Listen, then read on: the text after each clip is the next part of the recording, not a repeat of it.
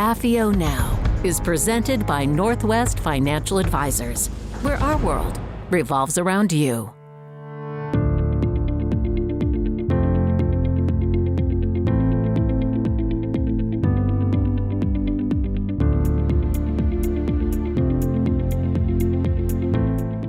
Hello, everyone. This is Jim Hughes with AFIO Now. We are a program of recorded interviews with former U.S. intelligence officers and those who write about them. Today's very, very special guest is both. His name is Richard Lawless. He served in U.S. Army counterintelligence for 3 years. He was a CIA operations officer for about 15 years with 3 overseas tours in Korea, Austria, and Japan.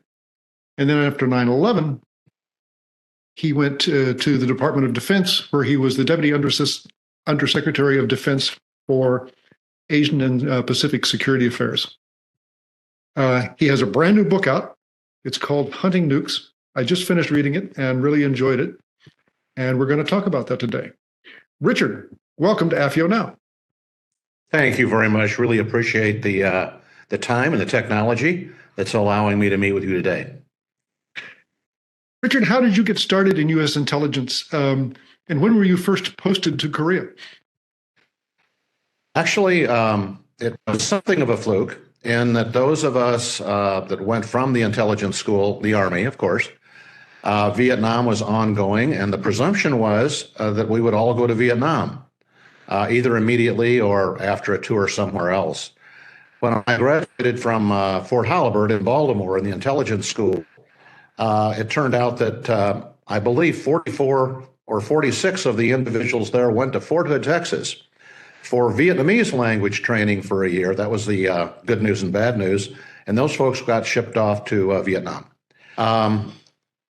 Actually, 4 of us were selected to go to the Presidio of Monterey and told you're going to study Korean for a year, and then you're going to be blessed because you're going to be assigned to Vietnam. And I believe it was the White Horse Division, the Korean White Horse Division. So those are pretty aggressive guys. So enjoy your year at the Presidio of Monterey and then look forward to a tour in Vietnam. To make a long story short, the last day we were there, they hauled in all 4 of us and said, we have some different news for you. Turn in your fatigues. You're not going to Vietnam. Here's $200. Go out and buy a couple suits. And you're going to Korea, and you're going to be embedded with the Korean intelligence organizations there because we've got a serious near-war problem in Korea. And we all got on a plane, went to Korea. I was sheep-dipped, if you will, became a civilian, GS-7, I believe. They bumped my age up by 4 or 5 years to make me more acceptable. I think I was 21 at the time, to the Koreans, that is. And I was assigned to a post down country, and indeed, in a tiny field office, and served my 13 months there embedded with a combination of Korean Army counterintelligence and KCIA. So it was an interesting turn of events, totally unexpected, and that cast me on that particular direction for the entire future of my career. You know, to demonstrate what a small world it really is, we discovered when we were doing this that Richard and I were at Fort Halliburton at exactly the same time. We're almost the same age. He was a 96 Bravo. I was a 97 Charlie. I fully expected to go to Vietnam, but ended up going to Germany. So it really is a very small world. It is indeed. It was, as you say, Jim, these things are serendipity. I mean, had we not been in a near war situation in Korea, I would have ended up in Vietnam, and my trajectory in life probably would have been a lot different. Richard, once you joined CIA, how did CIA prepare you to approach the nuclear target? Actually, the non-proliferation target, the nuclear non-proliferation target, really didn't exist at the time that I came in. I was very fortunate to go straight to a field assignment. Not long after the farm, I got out very early and found myself in a position within the embassy, within the station, in an evolving situation there in Korea where nuclear energy was just coming to the fore. And it was arranged with the ambassador, a wonderful man by the name of Phil Habib, and my station chief, Don Gregg, that the embassy needed a nuclear expert, and we didn't have any. And as a point of fact, the ambassador had asked 3 fresh tour pure State Department officers if they would become his nuclear energy officer, and all 3 turned him down, which drove him crazy. So the deal that we cut among Don Gregg, the ambassador, and myself was Gregg would send me back PDQ to headquarters, and headquarters would train me up as best they could, because they'd never done it before, as a nuclear proliferation specialist, non-proliferation specialist. So this was done with the reports team. They laid out a program for me within the DDI, shipped me off to Sandia for a week, then down up to Lawrence Livermore. And I came back to Korea 3 weeks later, and Habib said something like, well, you're my nuclear expert. And I said, well, I'm not an expert. And he said, yes, but in the land of the blind, the one-eyed man is king. So you are my nuclear expert. So from that point forward, the agency actually developed, and it was the reports cadre, I believe, a nuclear non-proliferation format, if you will, or template by which they trained on occasion future officers to specialize, or at least have some level of functionality in the nuclear non-proliferation field. Richard, I think it would be helpful for our audience if you would give them just a little bit of background about South Korea's overt and covert nuclear programs.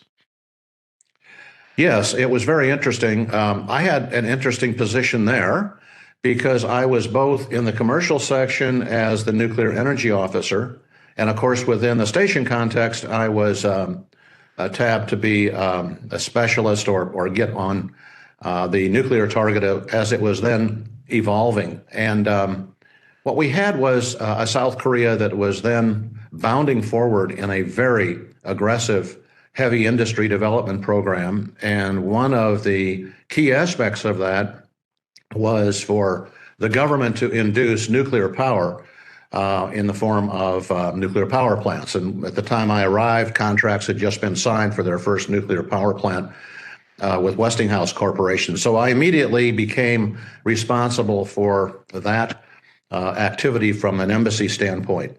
At the same time, we realized very early on that in addition to a very aggressive overt program, not only for nuclear power, but overtly to obtain the entire nuclear fuel cycle. That is the ability to not only irradiate spent fuel, but also to chemically separate it by reprocessing, and to do other things that would give them a capability, should they desire to do so, to become a nuclear weapon state. That's on the overt side.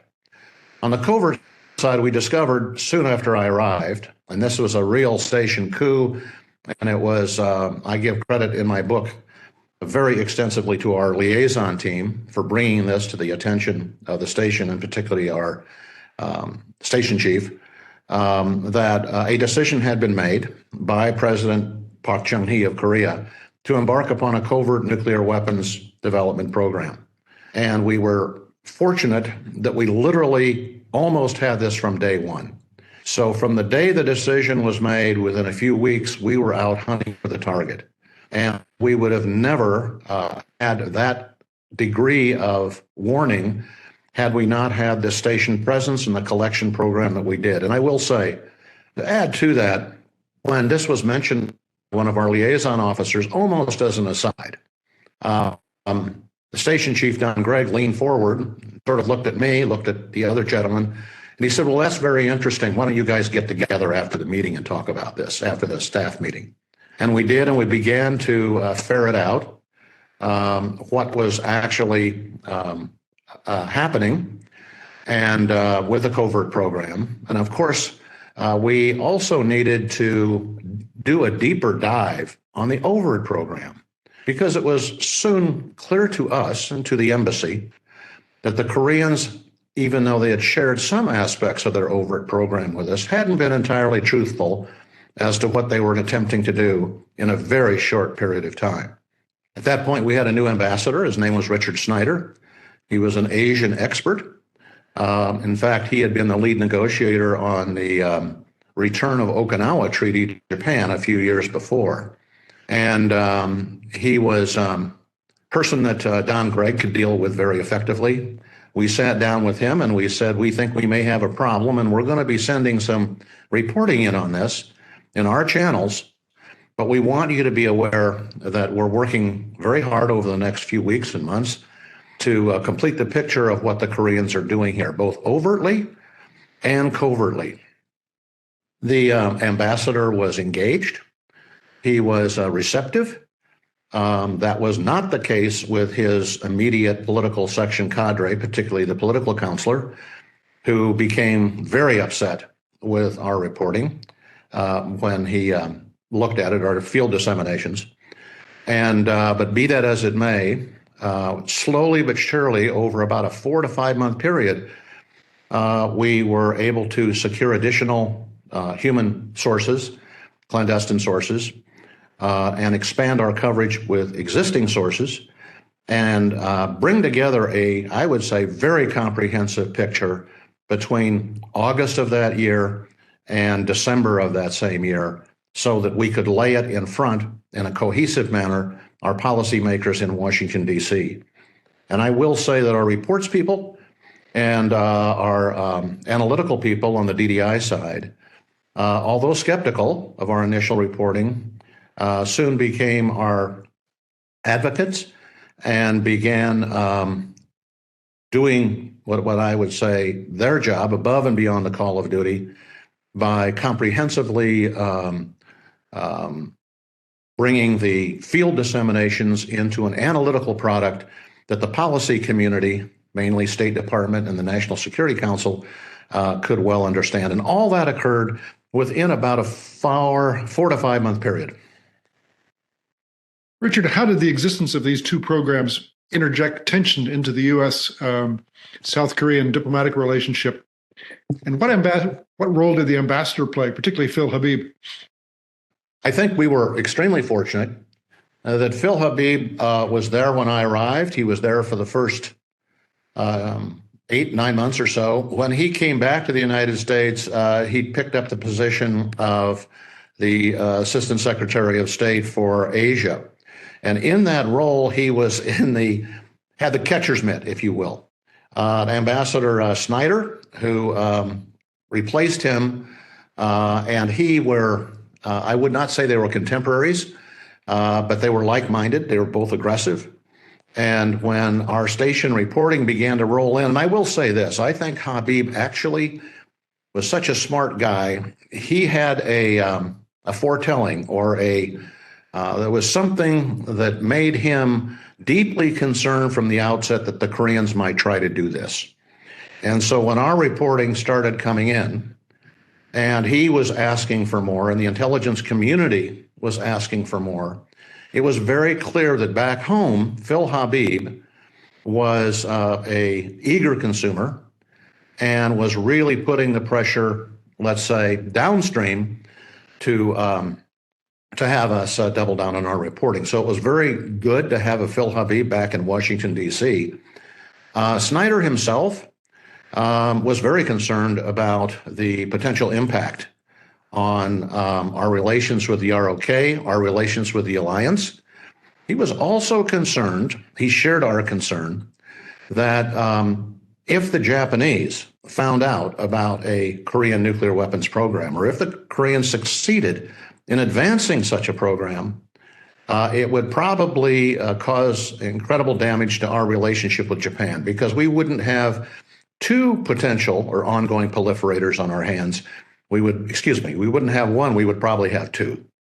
In other words, the Korean covert effort, if revealed, which it would reveal itself at some time, would trigger a serious security and alliance problem with Japan.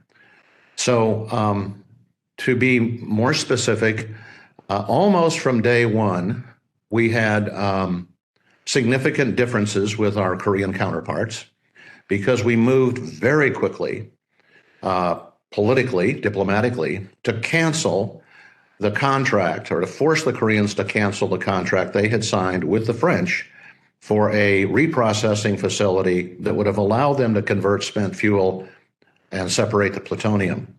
That became sort of the centerpiece of the diplomatic struggle that was on the surface, and our reporting on that, particularly the status of the contract with the French and the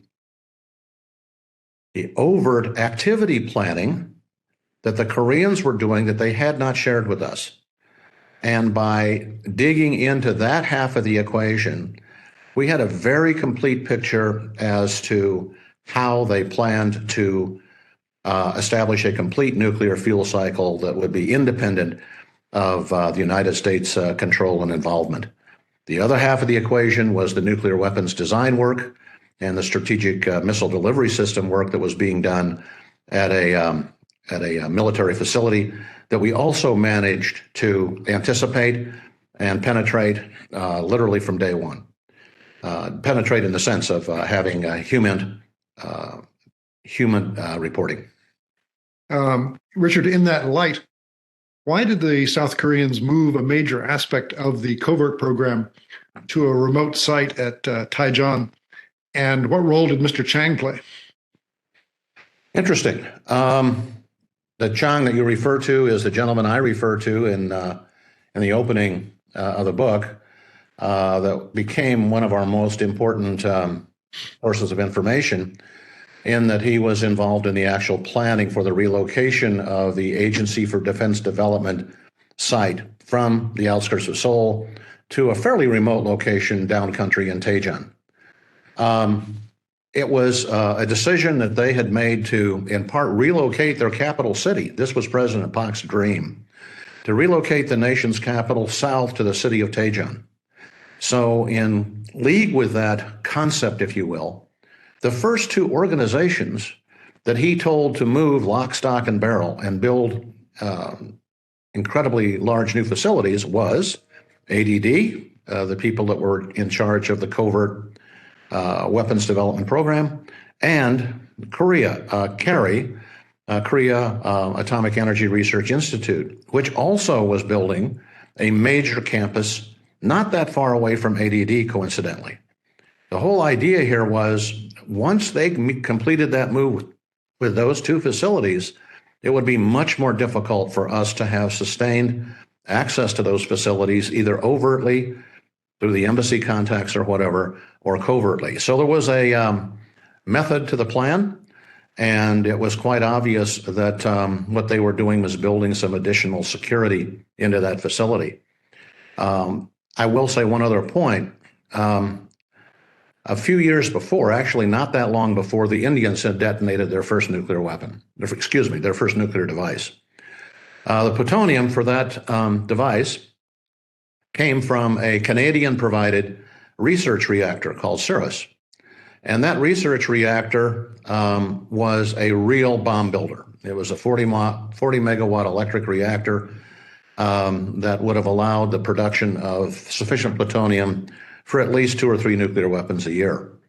That very same reactor had been very quietly included in a nuclear deal with the Canadians that the Koreans were negotiating. That reactor would reside not on the Kerry campus in Seoul, but would reside down in Taejeon. In fact, the entire ostensibly overt nuclear weapons fuel cycle activity would relocate to Taejeon and therefore provide or create an intelligence target that would be not impervious, but very difficult to penetrate.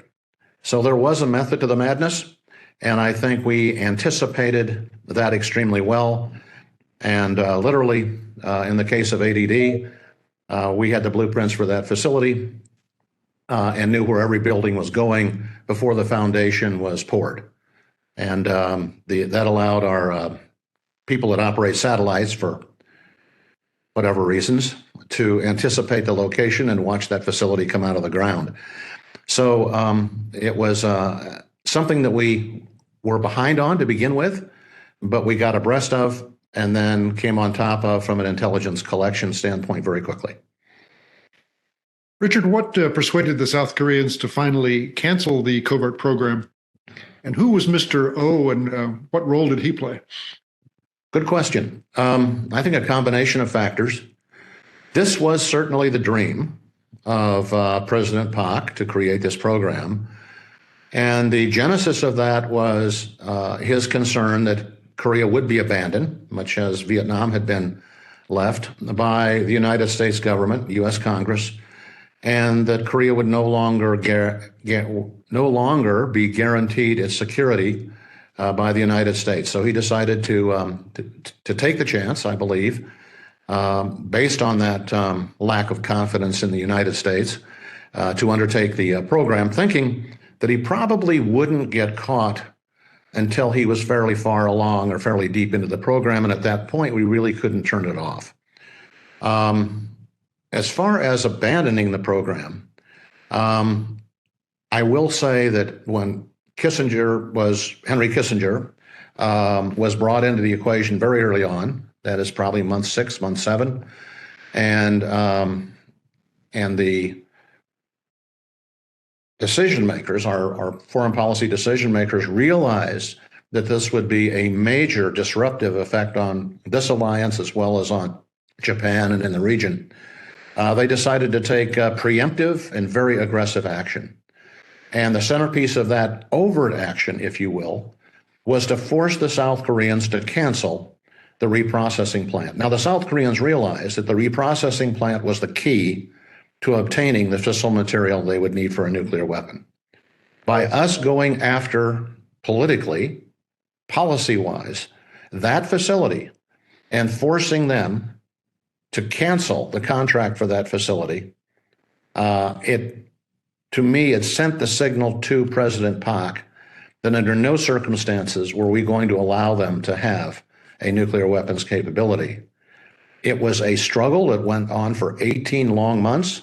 It involved the Canadians, it involved the French, it involved IAEA, and most of all, it involved Ambassador Snyder having confrontations with his Korean counterparts up to the level of the senior cabinet secretary.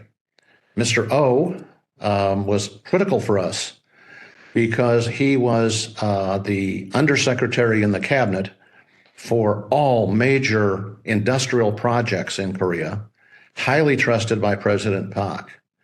And when we were able to make him more fully aware of what was at stake, I don't know for sure, but our reckoning is that he engaged with the president and said, look, the Americans know everything. They're not going to allow us to have this capability. And we need to make a hard decision here because they're literally threatening the future of the alliance if we do this. At the same time, we had a very interesting situation with the U.S. Ex-Im Bank, which had provided funding for that first reactor that I mentioned at Quarry 1. It happened that at the time, the president of the U.S. Ex-Im Bank was a gentleman by the name of Casey. And Casey came out to visit us. He was certainly aware that we had real issues on the peninsula with regard to nuclear power.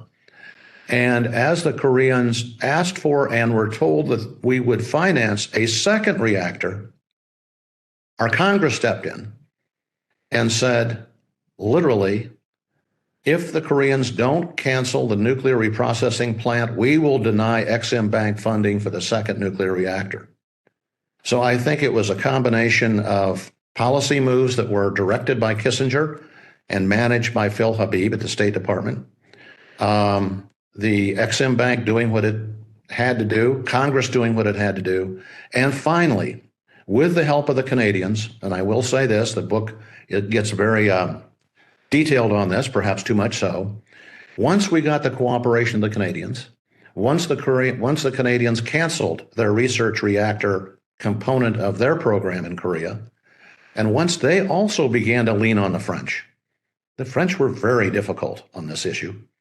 A combination of factors came together finally at about the 18-month point where the French said, look, we're not going to cancel this contract, but if the Koreans cancel it, we won't oppose that, but they'll have to pay damages. And at the end of the day, that's exactly what happened. And as I say, the French were extremely uncooperative, had their own agenda. But all of these issues coming together and being laid in front of President Pak, I believe, by Senior Secretary O, caused President Pak to say, boys, we got to give it up. And that was about a 2-year process. Richard, based on a long career of following these issues, what thoughts would you like to leave with our audience about the challenges of covering the nuclear target in the future? Well, I really conclude the book by saying the target is still out there. And I do believe the target is more relevant than it ever has been in the past, for the simple reason that the capabilities are there.